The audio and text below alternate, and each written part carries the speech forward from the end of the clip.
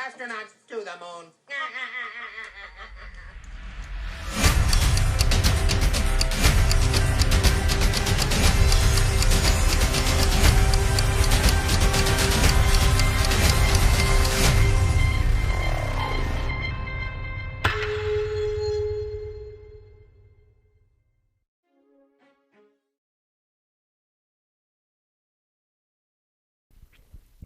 What's going on, everyone? Jeranism, back again. I'm here. I'm alive. Thank you all for your concern and your well wishes. I appreciate that. And I do apologize right off the bat for the happenings of yesterday. But the good news is we're doing it again tonight. And I believe the results will be definitive. So we're going to talk about that in a minute.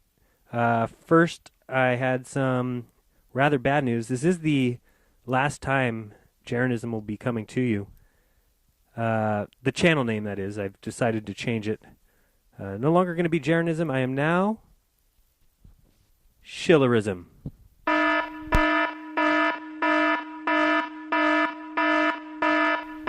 Yeah, I know, it's true. I've been outed. My true colors have been revealed. So, from here on forward, please close your minds, because there's nonsense inside. And you must listen to everything I say, treat others badly, lie, cheat, and steal, and hate all other shills. Remember that 9/11 was Al-Qaeda, box cutters, and the earth is a globe. I mean, you don't think it's flat, do you? Oh my goodness. I mean, hello, we can show the curve with math. Just kidding, guys. It is still Jeranism here, despite my recent outing and being called a shill. But I wanted to cover that real quick. And I mean real quick, and leave that in the past and move on to bigger and better things. Yeah, it seems that some people think there's boogeymen under your bed, so watch out for them. I was called all things, including a Zionist and a thief, a liar, and I misrepresented myself. So for the record, I would like to deny publicly these claims, and they are unfounded and ludicrous and insane. So just to cover what happened real quick, and then I probably won't touch on it ever again. The IFERS forum, after being asked numerous times, I decided to go there and just make a post. So I went there and signed up and made my first post that just said, happy to be here, happy to help the movement, I respect Eric, and that was it. To which 15, 20 people all said how happy they were that I was there. And then somebody said something to the effect of, I need to immediately not associate myself with Mark Sargent. To which I've already agreed to be on Mark Sargent's show on Saturday, tomorrow. And so I just replied and said simply, you know what, guys, I'm fully capable of handling my own battles. That if Mark ever said something bad about me or anything that I didn't agree with, I was willing to call him out on it. I'm not scared of shills, or they don't worry me. I try to get all information, take it all in, and make my decisions from the information I'm given. To which I was then told that if I didn't listen to what they said and disassociate myself with Mark, then I was officially a shill. Does this sound funny to anyone else, or is it just me? I still think I'm going to see that candid camera any second come around the corner. Mark and I are doing an entire show on bashing NASA and exposing the fraud. So the government shill show should be great tomorrow. If you guys want to tune in and watch us bash our own employers.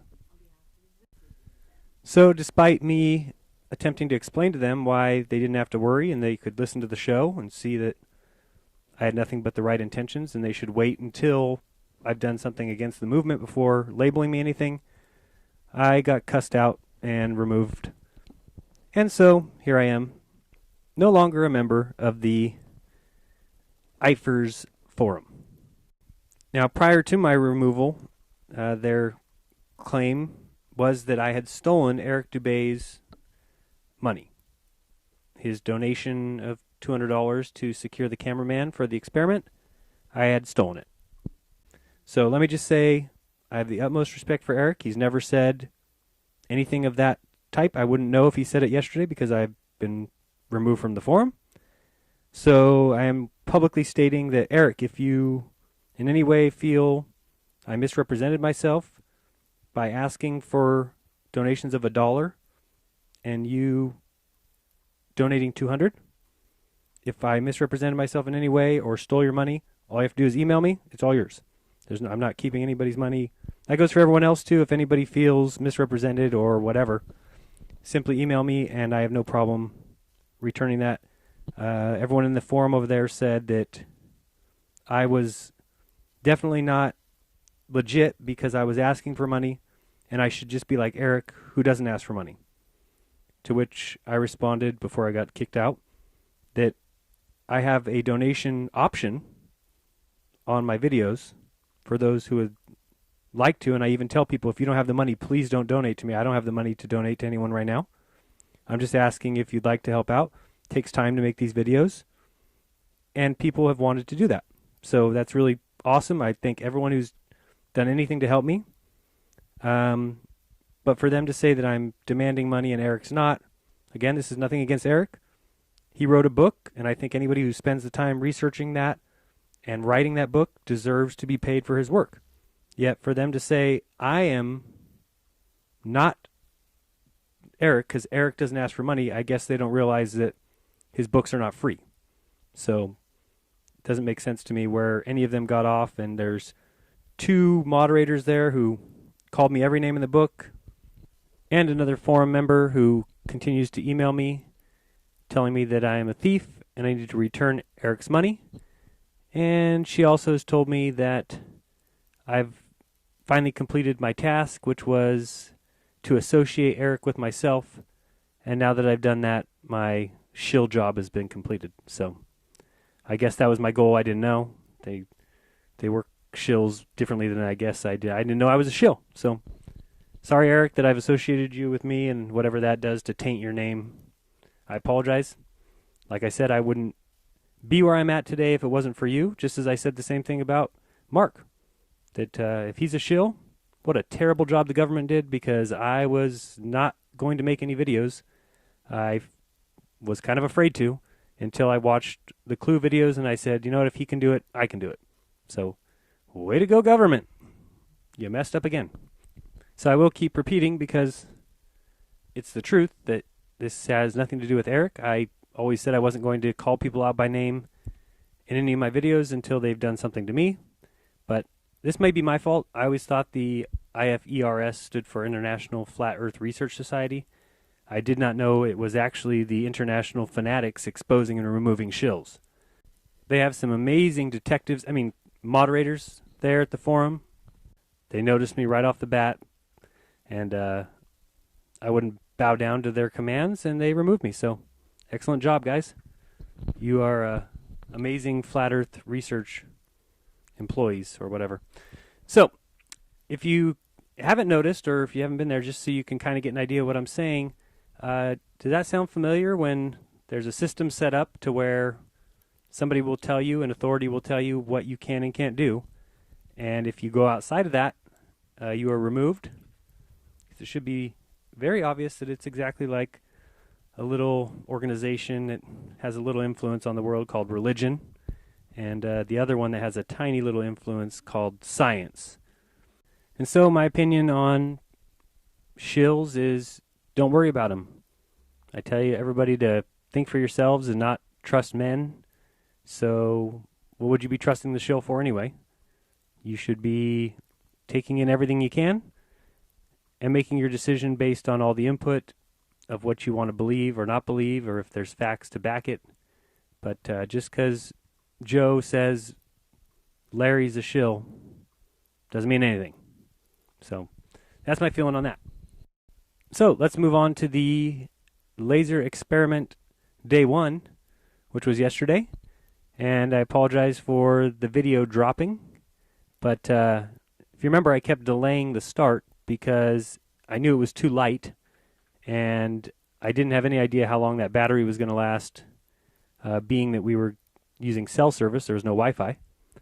So I kept delaying it, and then finally, about 8:15 or 8:10 or whatever it was, we went live anyway, and of course the video dropped, and at that time my wife had already gone across. So to tell you what happened, you can look at the screen now. Basically, we have the side that we were on was Lover's Point, and we were shooting the laser across to the Message Hill. And my wife was over there, and as we shot the laser across the water, the beam actually came out about 10 to 15 feet in diameter. So you might think that invalidates our results, but actually I'm going to invoke the dark matter, dark energy clause, and even though it wasn't observed, Earth is flat. So that's science, folks. What do you think? No, we actually are doing real science, so it did invalidate the results, and we get to do it again tonight. So after we were done crying and consoling each other, but then we were kind of all talking and thinking and trying to come up with a better way of doing that. And while my wife was still across the other side, I asked her to get close to the water and crouch down. And I took the laser and just shined it about knee high to the ground on the other side. And she said she could see that light. So that's when we got the idea that we did the test wrong. We should have not worried about the laser going all the way across. It's so bright that all we need is someone on the other side being at water level or a foot or two above to be able to see the green laser on the other side if it's only a foot or two above. So we are going for round 2 tonight. The cameraman's going to be back, and that's what we're going to be doing. He's going to be on the Lover's Point side. I'm going to be on the seaside side, or the Message Hill, and he's going to have the camera at water level, and I'm going to have the green light at ankle or knee high. And so he's going to zoom in with the video camera, and if we get footage of the green light from across the water, then that would be definitive proof that the Earth is not a globe. And if we can't see it, then we'll move the laser a little bit up and see at what point he can finally see it. It should be no less than 10 feet. So, round 2, I apologize that it didn't go as planned yesterday. Should be able to live stream on the same channel today, no problems.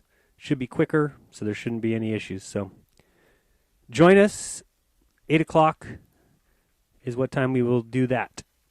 So just pointing out that's what real science is, and you may not get it right every time, but you don't get to make things up. You do it again, retest, and that's what we'll be doing tonight. So I did want to show you a few images real quick of what they show us as far as the globe.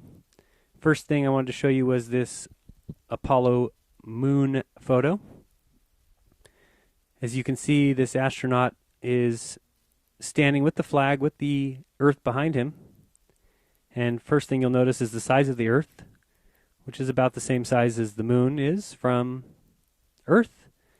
And that doesn't really work when you think of the moon being 4 times as small as the Earth, and so the Earth should appear 4 times as big in the sky as the moon, but it does not.